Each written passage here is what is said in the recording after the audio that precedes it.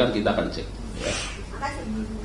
Ini kita kembali ke Harvey Muiz tadi Pak. Ini kan tuntutannya 12 tahun penjara dinilai tidak sebanding dengan kerugiannya. Nah ini apakah ada gratifikasi juga Pak ke jaksa dan hakim pada saat proses hukumnya? Kemudian untuk update kasus Helen Halim itu seperti apa Pak? Yang Mbak nggak setuju yang mananya? Enggak, maksudnya kan ada yang dinilai tidak sebanding Pak dengan kerugian yang di dampaknya. Gitu. Nah jadi begini, ya kalau melihat perkara timah, kita juga harus utuh melihatnya. Kenapa? Karena Harvey Muiz itu hanya salah satu. Ya.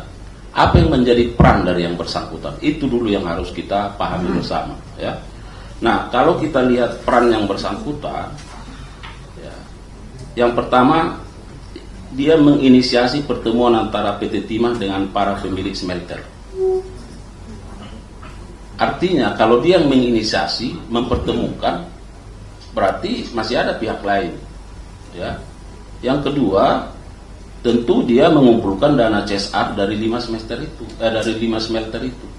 Nah, kalau sesuai dengan dakwaan itu kan ada sekitar 400 miliar lebih dulu yang kita dakwa.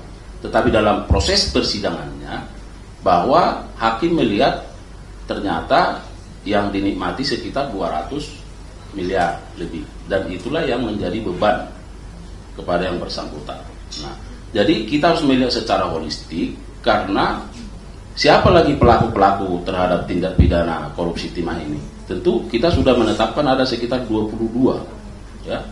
Nah, lalu apakah itu cukup? Nanti kita lihat bagaimana perkembangannya. Siapa lagi yang akan dimintai pertanggungjawaban terhadap itu?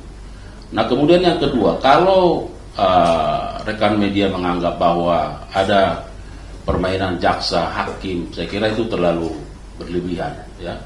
Nah, kita tegak lurus, kita sudah sampaikan, dan saya kira sangat terbuka. Ya.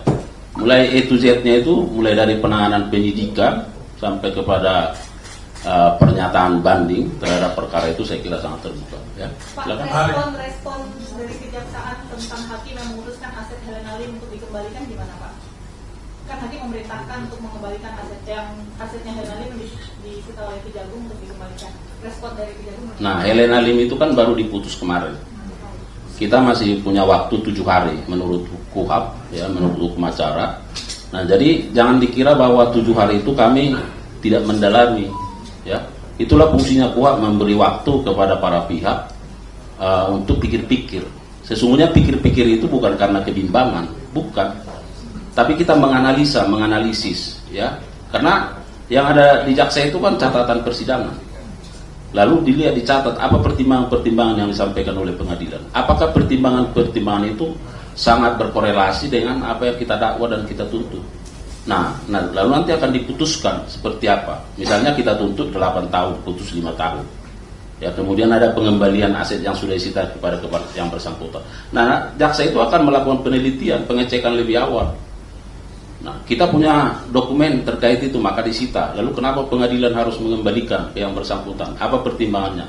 Dalam waktu kurun 7 hari inilah jaksa itu berpikir-pikir menggunakan hak itu. Tetapi juga kita sekaligus menganalisis. Ya, nanti bagaimana sikap lanjutannya kita lihat. Tapi sih ini masuk akal nggak sih Pak pertimbangan hakim untuk memerintahkan Kejagung mengembalikan asetnya Helen Halim? Itu yang sedang dikaji oleh penuntut umum. Ya. Pak Ari,